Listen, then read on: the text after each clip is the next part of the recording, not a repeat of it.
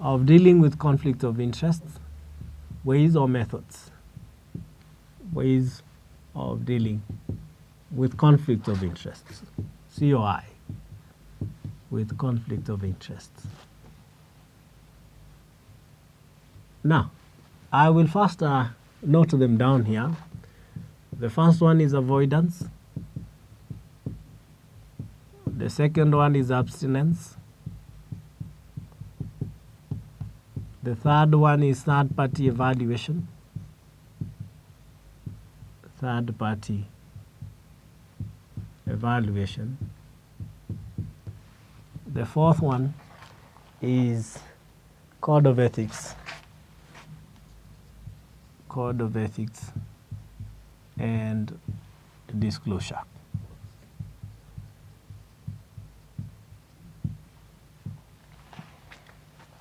Avoidance as a way of managing conflict of interest. Avoidance is do not participate in a situation which involves a potential conflict of interest. If you're a director in company A and you own company B, do not be interested in company B engaging in trade with company A in which you're a director. Abstinence is where those parties with a conflict of interest are expected to recuse themselves, not to voice or to vote, not to be part of the decision that is going to arrive at a solution or a certain agreement, right?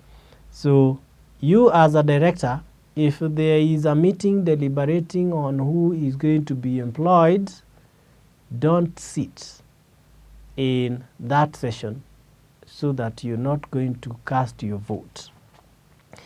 A third-party evaluation is where a third party or a consultant is engaged to make a decision in a situation where conflict or potential conflict of interest exists.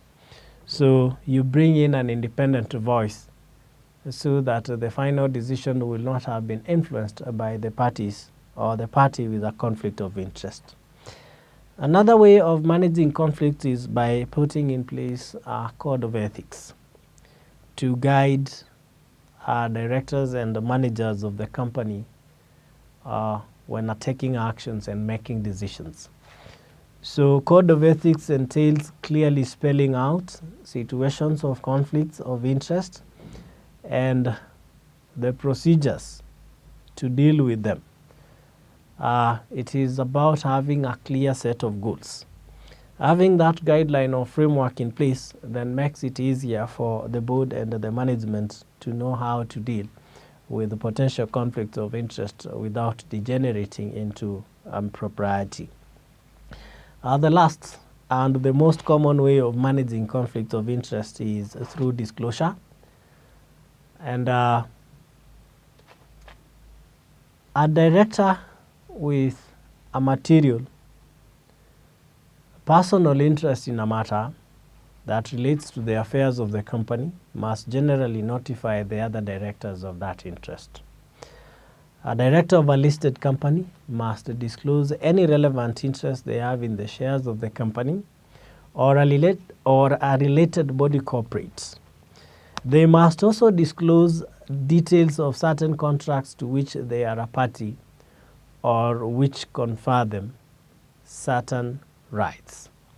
A director who at any time has an interest in an issue concerning the company that they serve as directors must make it known to the other directors. And that disclosure must be made before the board and before voting on that issue has taken place. Obviously, the reason for this is for the board to be aware so that they know how to deal. They will know how to deal with the matter and the particular interest. so that the party with an interest does not have an upper hand. The Companies Act emphasizes on the importance of exposure by having an express provision in regard to the need for companies to disclose directors' interest in particular issues of the company.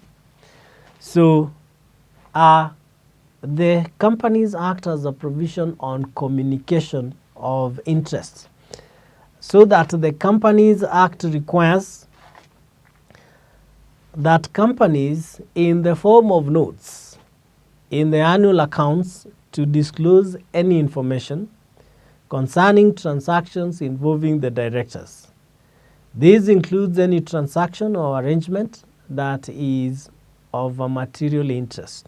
So basically, in addition to the need to disclose interest in company affairs, the law, which is the Companies Act, again contains an important provision on the need to communicate, or the requirement to communicate directors' interest concerning company transactions.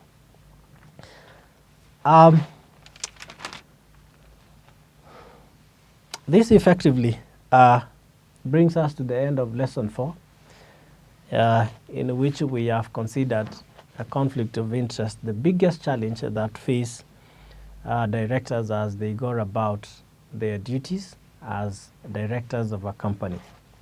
I want to restate the importance of a conflict of interest in corporate governance by saying that if it were not for the potential conflict of interest that exists in organizations, we wouldn't in the first place need the corporate governance mechanism or framework in place.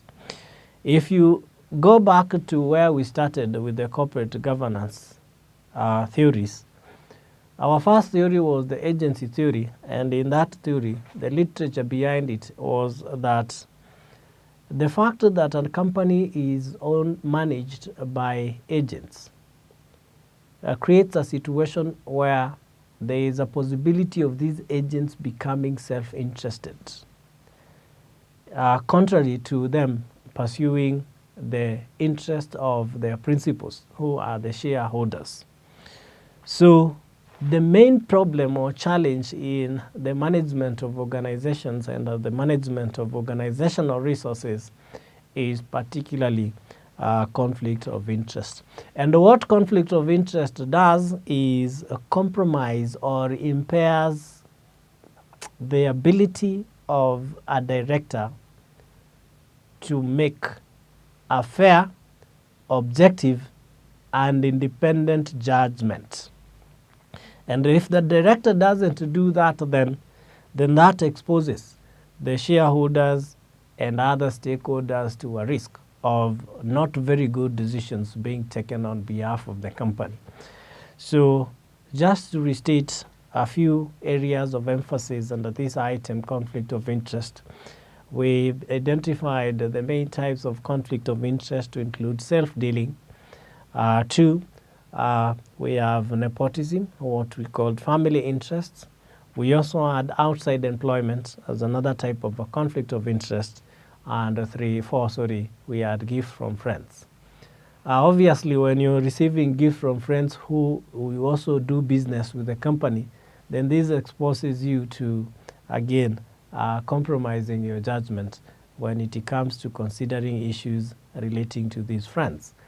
Then again, we said what is required in a company, because the conflicts of interest are inevitable and that they will always be there in an organization.